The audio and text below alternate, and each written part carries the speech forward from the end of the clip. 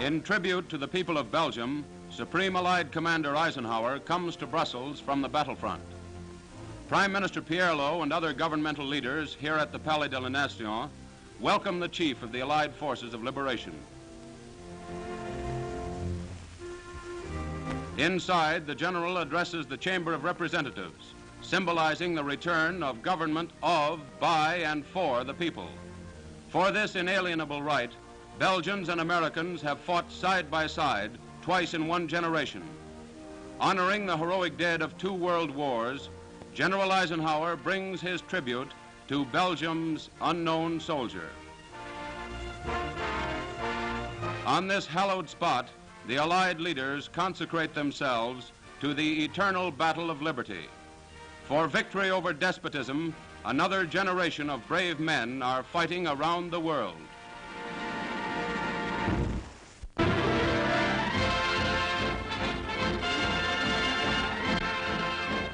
Before the great ports of France and Belgium were opened up, before the railroads were serviceable, the problem of supply was perhaps the greatest problem Allied commanders had to face.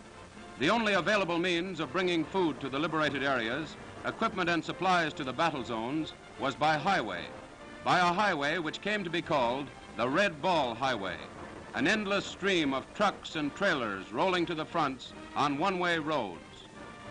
Along the narrow French roads, in fair weather and in foul, over the battered bridges, through the smashed villages, 24 hours a day, the Red Ball moved. It was the Red Ball who, in the fighting in Brittany, had to break its way past enemy patrols to get gasoline up to the forward troops. It was the Red Ball who brought the first food into Paris when the city had been liberated. It was the Red Ball who, on a maze of unfamiliar roads, supplied the Allied armies stretched from Antwerp to the Vosges, supplied 6 armies, and kept supplying them for 3 long months.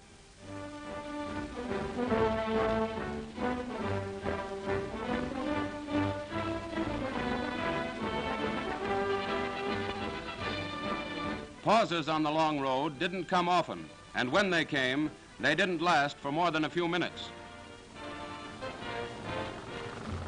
And there was more than driving to be done. The trucks had to be kept in tip-top shape, for a faulty spark plug or battery could be as dangerous as enemy strafing for keeping supplies away from the fronts.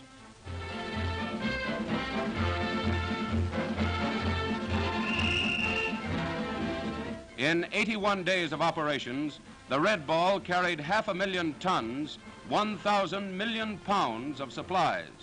The trucks themselves devoured 200,000 gallons of fuel. The American drivers and packers and loaders and maintenance men, the U.S. Army Transportation Corps, did a job that had never been done before in the history of war. No blackout at night. Enemy bombers held fewer dangers than did driving in the dark.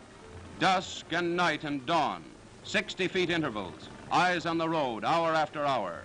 4 hours on duty, 4 hours off.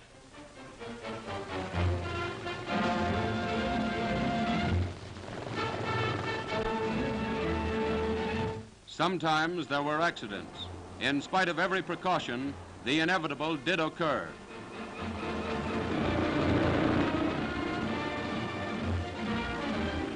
But the trucks moved on. The supplies kept going forward. By mid-November, with the opening of Antwerp and the partial repair of the railroads, the Red Ball job was done. But it had been one of the greatest factors in all the victories in the West.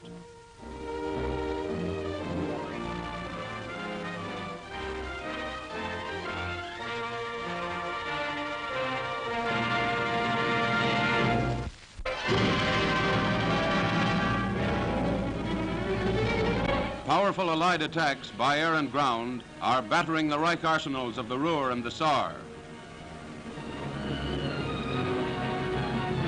For a single assault, 1,200 American heavy bombers with 1,000 fighters of the 8th and 9th Air Forces roar toward Nazi workshops supplying the Wehrmacht.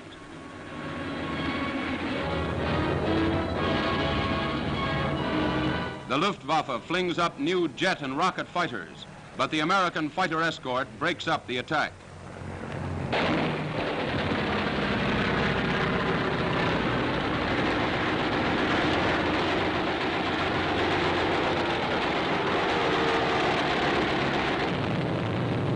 In 2 days of non-stop raids on the Reich, British and American airmen knocked down over 200 Luftwaffe planes.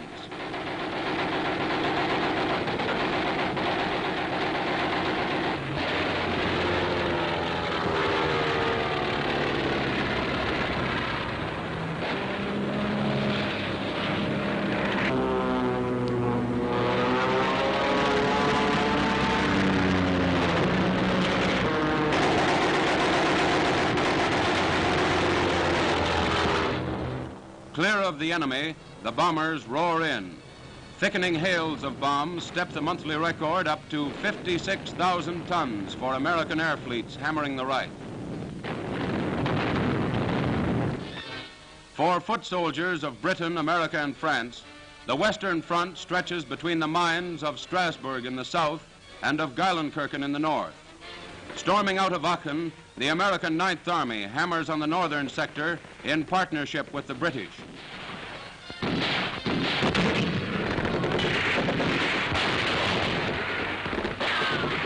Flushing out Nazi snipers from every cranny, the troops comb the town warily for the enemy.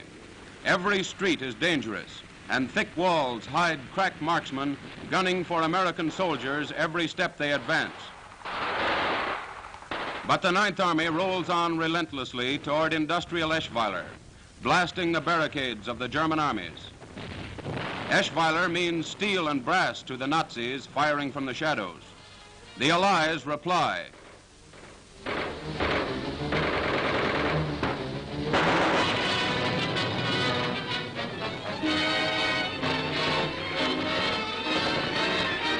Stone by stone, the gateway to the Ruhr crumbles.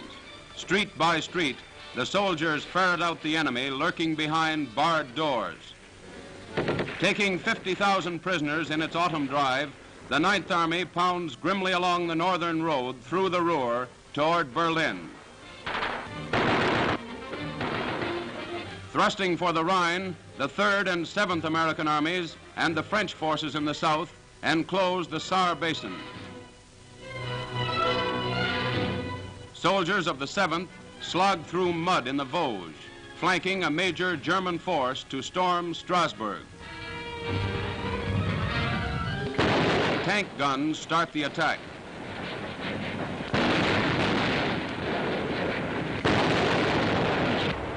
Bottled up in the hills, the Wehrmacht deserts heavy guns and even tanks to race frantically from an Allied ring of armor.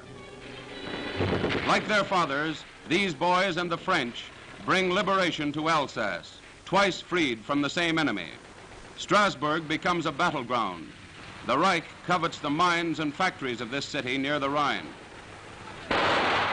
Over the river, Wehrmacht guns lob shells into the city, trying to release the trapped Nazi troops here.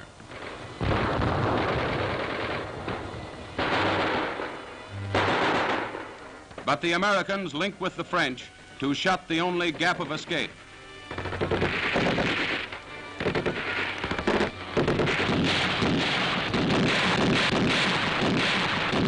Here is the debris of fascism.